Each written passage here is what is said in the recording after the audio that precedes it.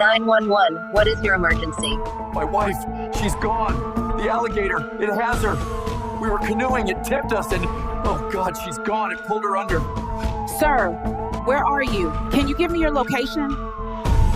Near Tiger Creek. Please. You have to hurry.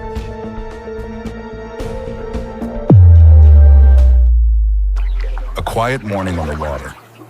The sun is just starting to kiss the surface of Lake Kissimmee, turning the ripples to gold. A couple, married for decades, is enjoying the simple, beautiful ritual of a morning canoe trip. It's a moment of pure peace, a moment that, in a flash, becomes a nightmare.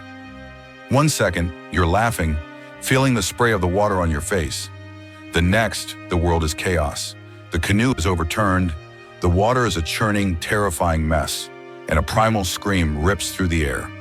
You see a flash of leathery skin, a monstrous jaw, and the love of your life is pulled beneath the surface. This is a story about a moment, a single catastrophic second that changes everything. But it's also a story about a place of stunning beauty, a place where nature reigns supreme. It's about the silent predators that lurk just beneath the surface, ancient creatures that have called these waters home for millions of years. What happens when a peaceful outing collides with a force of nature? What happens when a loving husband is forced to watch as his wife is taken by something inhuman, something primordial?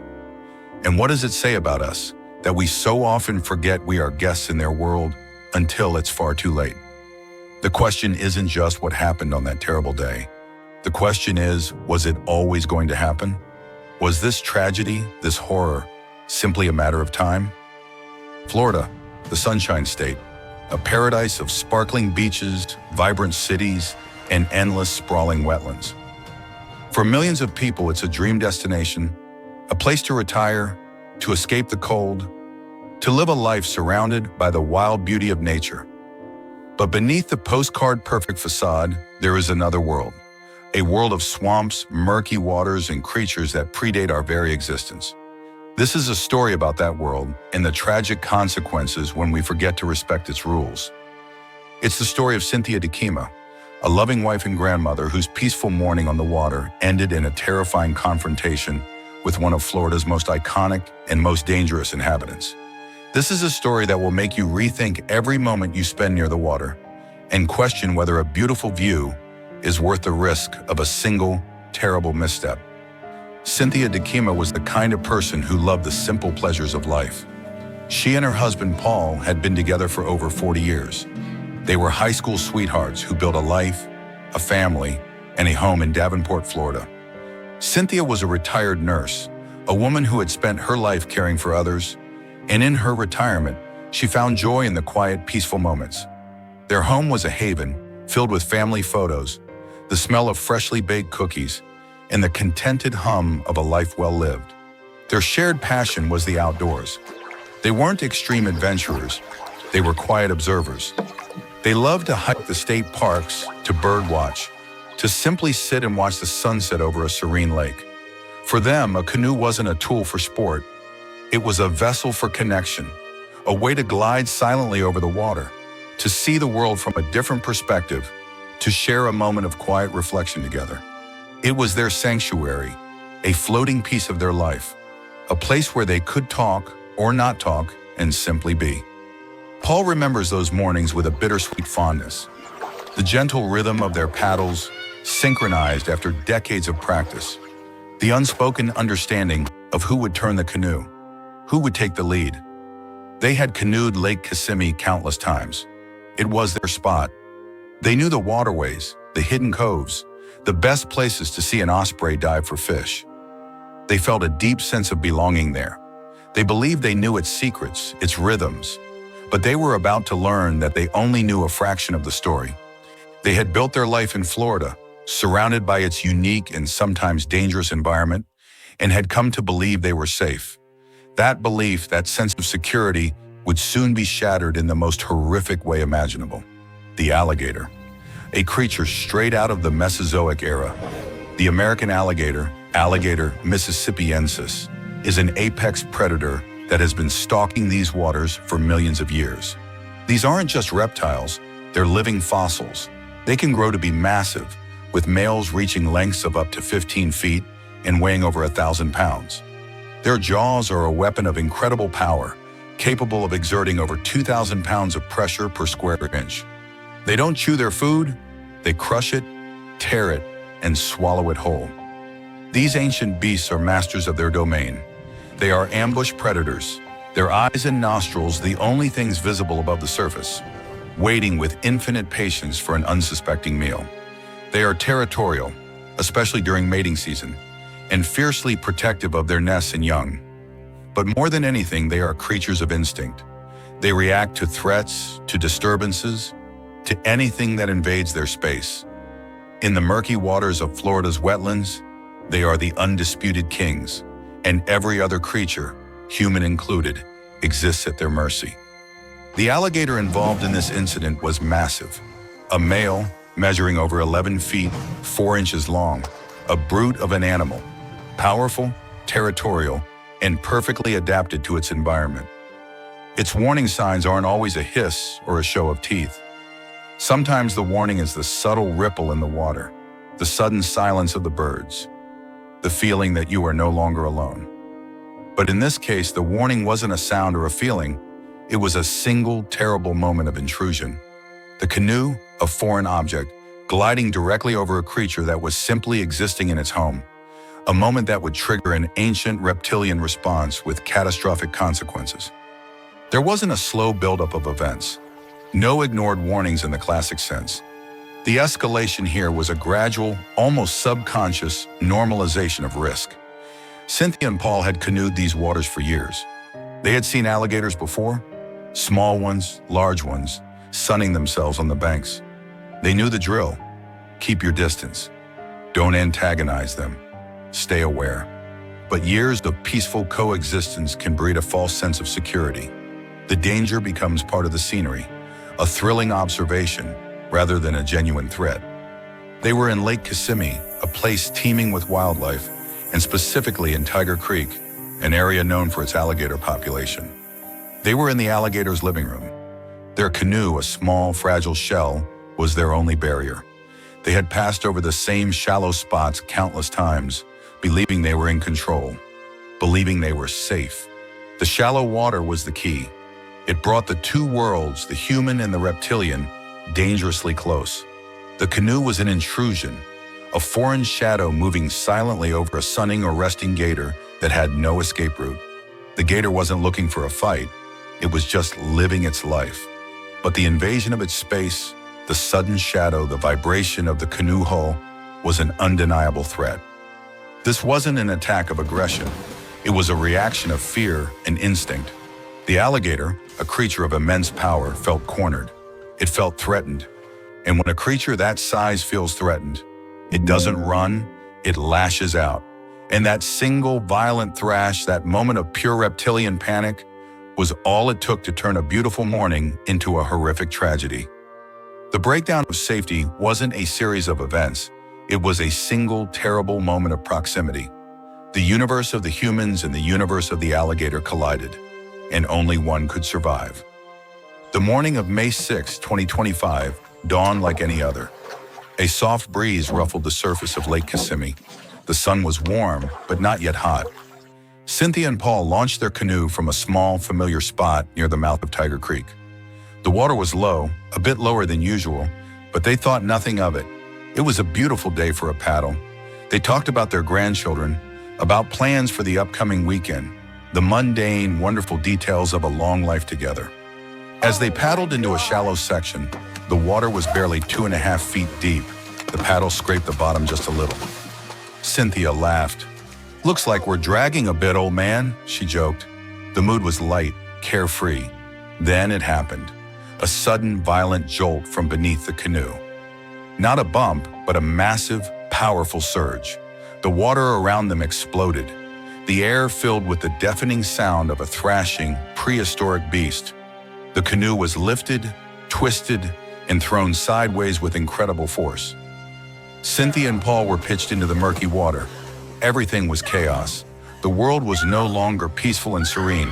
It was cold, dark, and terrifying. Paul scrambled to find his footing, trying to get his bearings. But Cynthia had landed directly on top of the thrashing alligator. The gator, enraged and disoriented, reacted instantly. It snapped. The jaws, a terrifying fortress of bone and teeth, closed around her. Paul, a man in his 60s, filled with a surge of adrenaline and primal fear, lunged forward. He tried to grab his wife, to pull her away, to fight the monstrous reptile. But it was no use. The gator, with a swift, powerful motion, pulled her beneath the surface. The water, a moment ago a source of beauty, became a burial ground. Paul was left alone. In the silence, the churning water slowly settling back to its still, haunting surface. He thrashed for a moment, yelling her name. "Cynthia! Cynthia!" But there was no reply. Just the chilling stillness of the lake. He knew the moment she went under, there was no coming back. He clambered back into the overturned canoe, now a life raft of sorrow, and desperately paddled towards the shore, his hands trembling, his mind a maelstrom of shock and grief. He had to get help. He had to call 911. The words he would have to speak, the terrible truth he would have to tell, were already forming in his throat. The 911 call was short, frantic, and heartbreaking. The dispatcher, a seasoned veteran of countless emergencies, had never heard a voice so shattered. "My wife, the alligator, it has her." The terror in Paul's voice was palpable, raw. A full-scale emergency response was launched immediately. Polk County Sheriff's Office deputies were the first to arrive on the scene. They found Paul shivering, wet, and in a state of profound shock on the bank. His clothes were torn, and his eyes held the haunted look of a man who had seen the worst thing imaginable. He pointed to the spot where it happened, 100 yards out from the shore. The deputies knew the area. They knew the danger. They immediately called in the Florida Fish and Wildlife Conservation Commission, WC, the experts on all things alligator. The scene was secured, the area was closed off, and a grim recovery effort began. Paul was taken to a secure location, given blankets, and a medical team was brought in to check his vitals.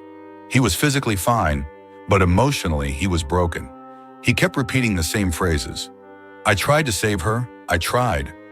The FWC officials arrived with their specialized equipment and expertise.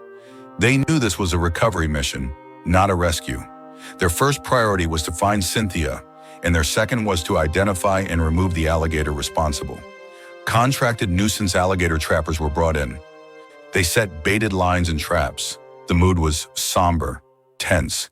A team of divers working with immense caution began a grid search of the shallow water. Every rustle of the reeds, every ripple on the surface was a moment of nerve-wracking suspense. Finally, hours later, the worst was confirmed. Cynthia's body was recovered.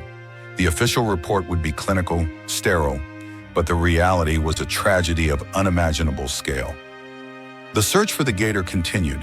The trappers were able to capture 2 large alligators in the immediate area. One, a massive beast measuring 11 feet, 4 inches, was believed to be the culprit. The other was also large, over 10 feet. The alligators were humanely euthanized and their stomachs examined. This is a standard procedure in such cases to confirm which animal was responsible and to prevent it from harming anyone else. It's a grim, necessary task, a final act of closure in a story that had no happy ending. The conclusion was drawn. The attack was not predatory. It was a defensive reaction, the ultimate horrifying consequence of 2 worlds colliding. The news of Cynthia Diekema's death spread like wildfire.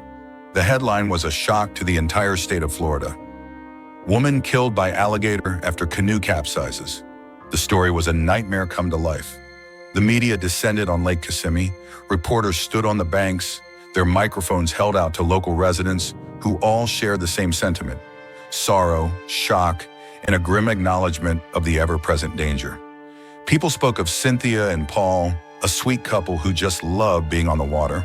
They talked about the gators, the giants they all knew were out there, a constant reminder that Florida is not entirely a human playground. For Paul, the aftermath was a blur of grief and legal proceedings. He gave his statements to the FWC in the sheriff's office. He relived the worst moment of his life over and over in a cold interrogation room. The autopsy report confirmed the cause of death was blunt force trauma and drowning. It was a scientific, detached account of the horrific violence that had transpired. There was no foul play, no blame to be assigned in a legal sense. The state of Florida would not prosecute an alligator. The FWC's conclusion was final: a defensive incident, an accident. The public reaction was a mix of sympathy and a chilling sense of morbid curiosity. The story dominated local news for weeks. A public funeral for Cynthia was held, attended by hundreds of friends, family, and people who had never met her, but were moved by her tragic story. The legal consequences were non-existent, but the emotional and psychological toll on Paul and his family was immeasurable. The lake, once a symbol of peace and joy, was now a site of unimaginable horror. The canoes were put away. No one was going to paddle on those waters for a long, long time. The fear was back. The respect for the wild was reestablished, but at a terrible price. A simple day on the water, a moment of shared love, had become a cautionary tale etched in blood and tears. A reminder that the wild is always wild, and its rules are unforgiving. In the end, this wasn't a story of a monster hunting a victim. It was a story of two different worlds: a human world of peaceful canoes and quiet mornings, and a primeval world of instinct and territory, colliding in a single, terrible moment. Cynthia Diekema and her husband weren't careless. They were just living their lives in a place they loved. But they forgot for a single, fleeting moment that they were guests. They forgot that beneath the serene surface, an ancient force was waiting. A force that asks no permission and offers no forgiveness. And in the silent, murky waters of Lake Kissimmee, that force issued a final, terrifying reminder that in the wild, the only safety is the distance you keep, and the only certainty is that you are never truly in control. Her death was a tragedy, a horrifying accident, but it was also a story as old as time itself, a story of man's fragile place in nature and the brutal consequences of forgetting where the line is drawn.